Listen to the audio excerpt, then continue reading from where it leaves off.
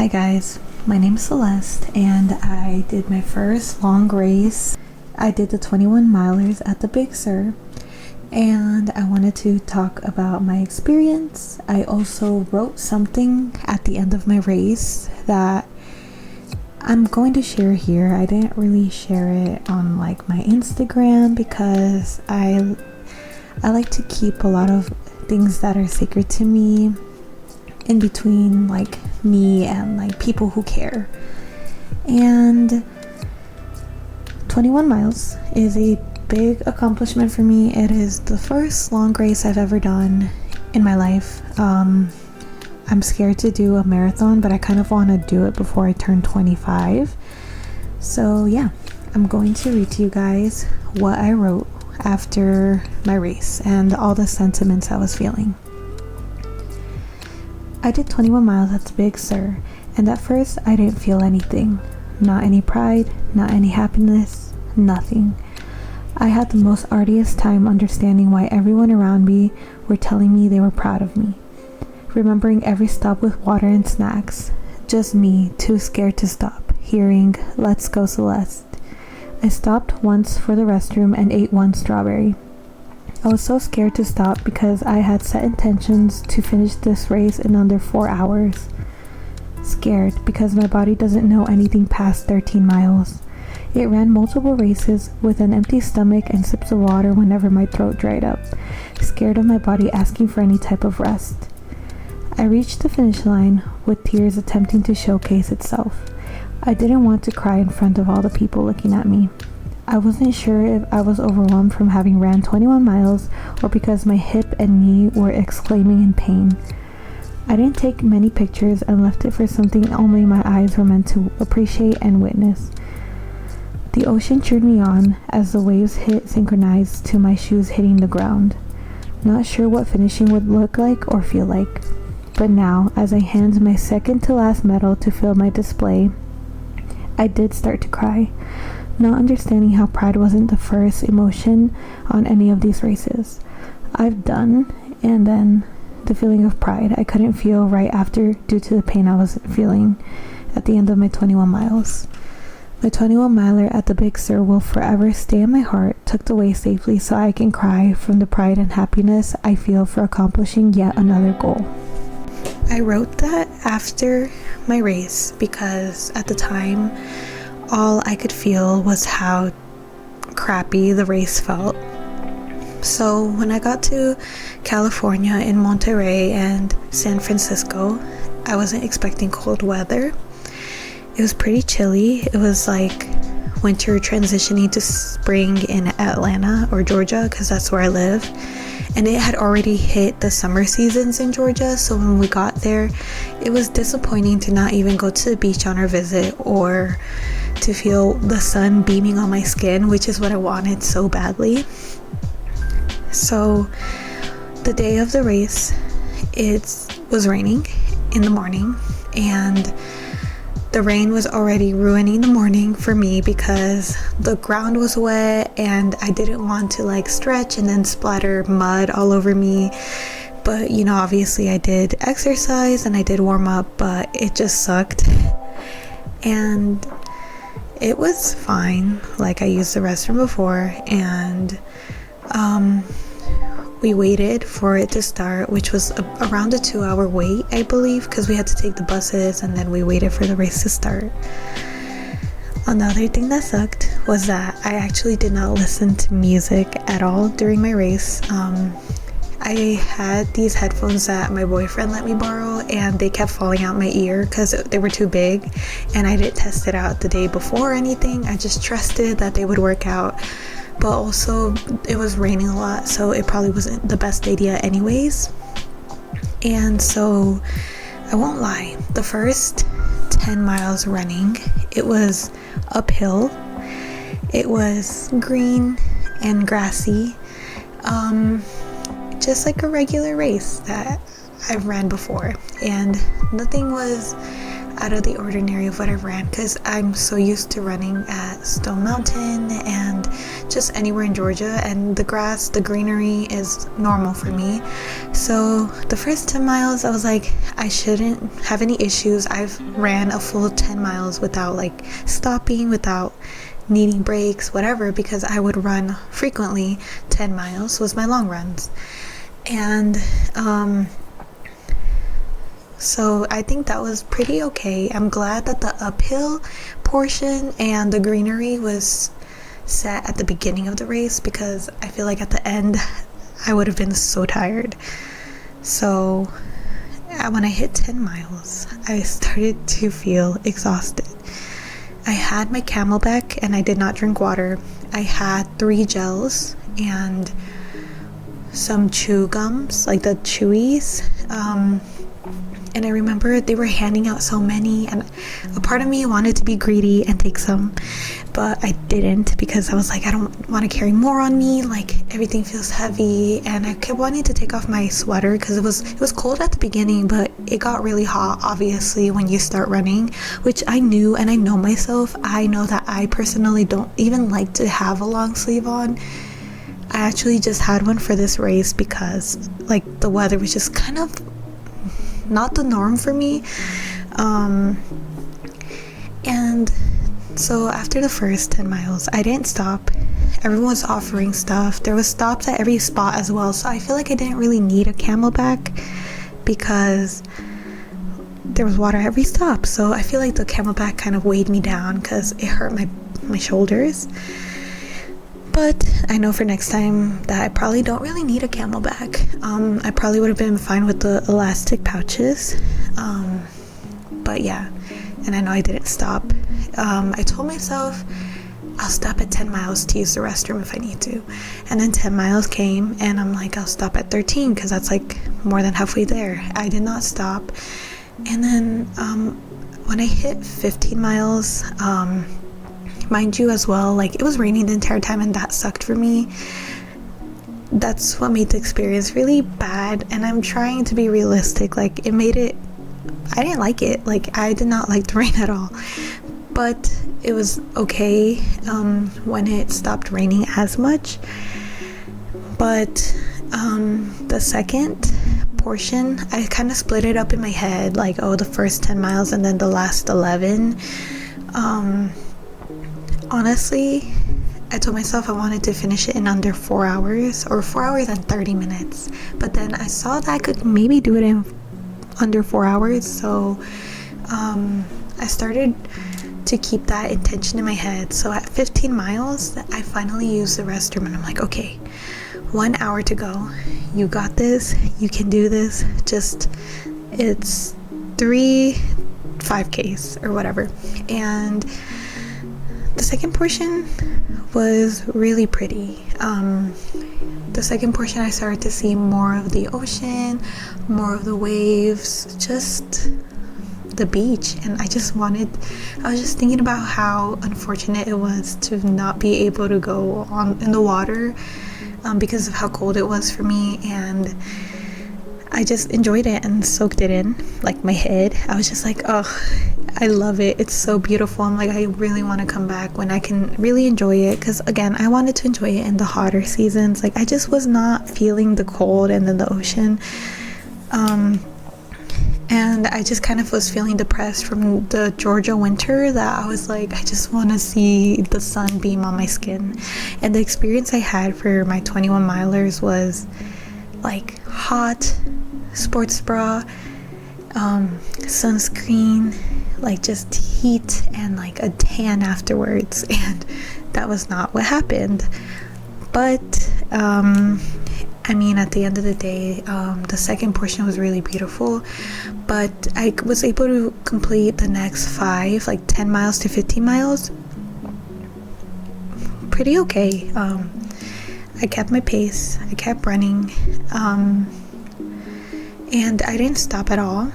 And then hitting 15 miles, I'm like, okay, does my body need anything? And I'm not gonna lie, I did not stop because I had a goal in mind and I was being super ambitious. No, I actually just didn't stop because I just kept stopping and asking myself, does my body need anything right now? And I'm like, no, okay, we're good. And to be fair, at my job where I work at, I'm on my feet for 8 hours. So I'm like, I could be on my feet for 12. I know I'm running and know I'm burning more, but I got this. And so I feel like I trained a lot. I ran a lot of short races and long races. I pretty much fast because of my body. My body is very needy. I use the restroom frequently and I don't like that. And I just felt like it would be super exhausting if I stopped every chance I got to, because there was a lot of booths. Like, they were really generous with it. And I was so scared. But after I was at my 15-mile mark, I decided to slow down a bit and ask my body if it needed anything.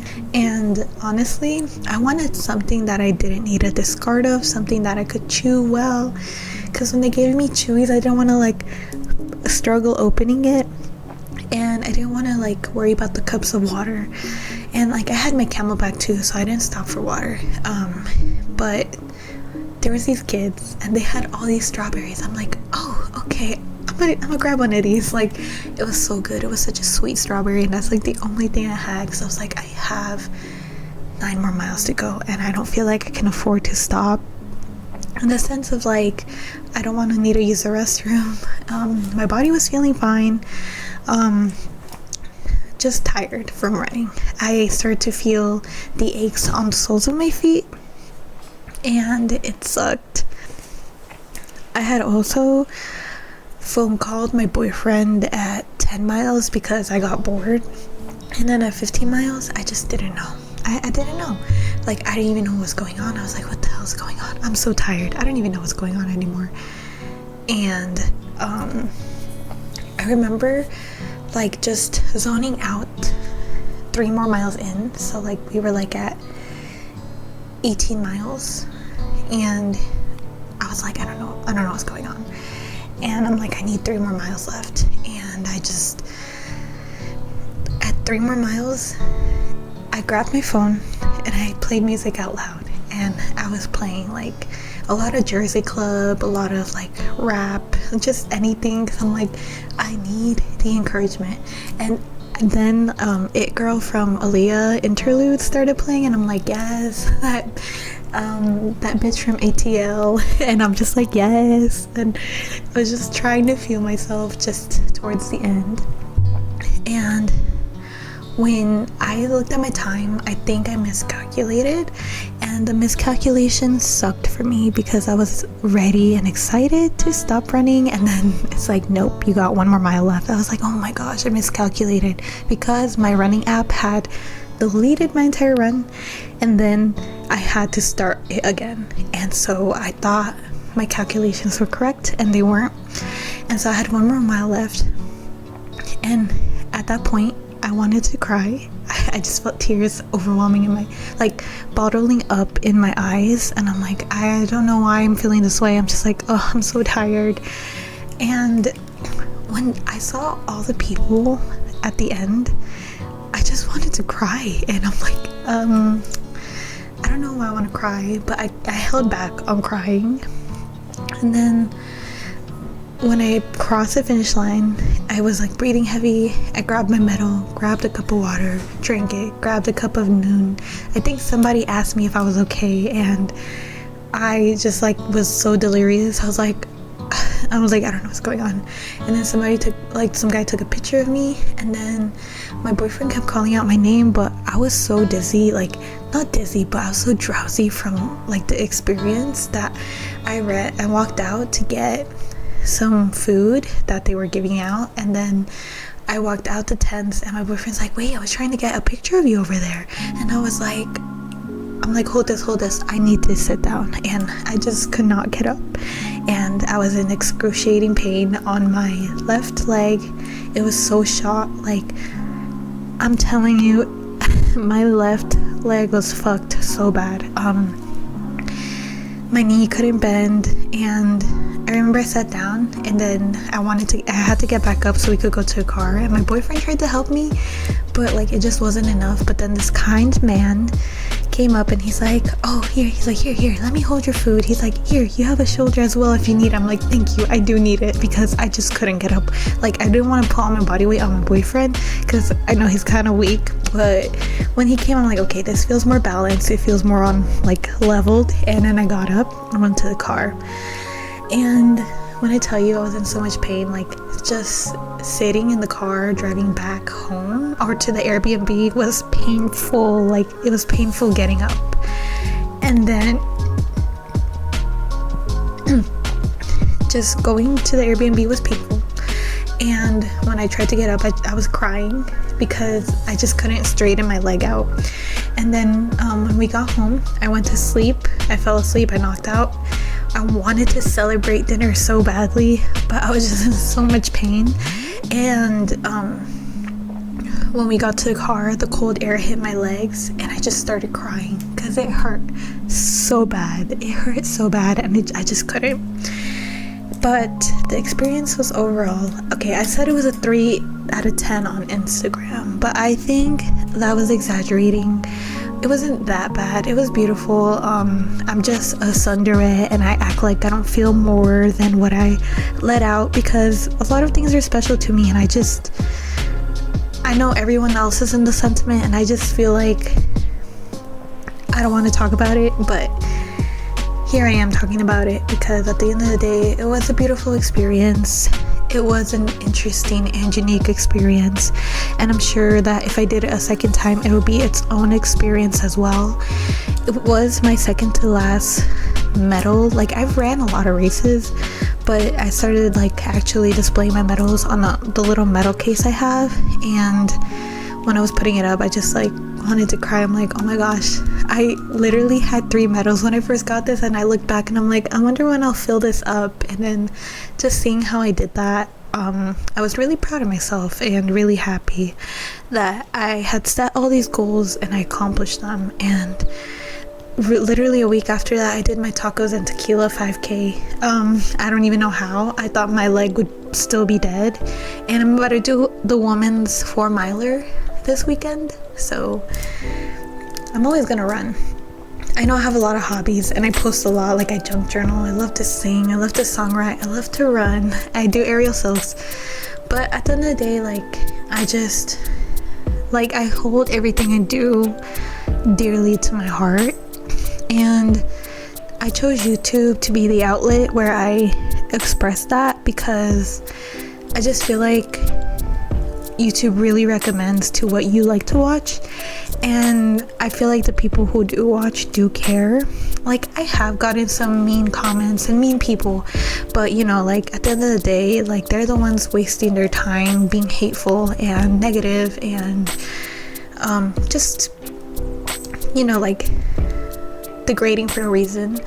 And at the end of the day, like, I know I'm soft and it does hurt my feelings, but at the end of the day, I'm able to talk myself out of it and say, like, hey, like, I'm worth more than what someone on the internet knows. And at the end of the day, they're hiding behind the screen and have nothing better to do, and you're doing everything you want to do, whether they like it or not.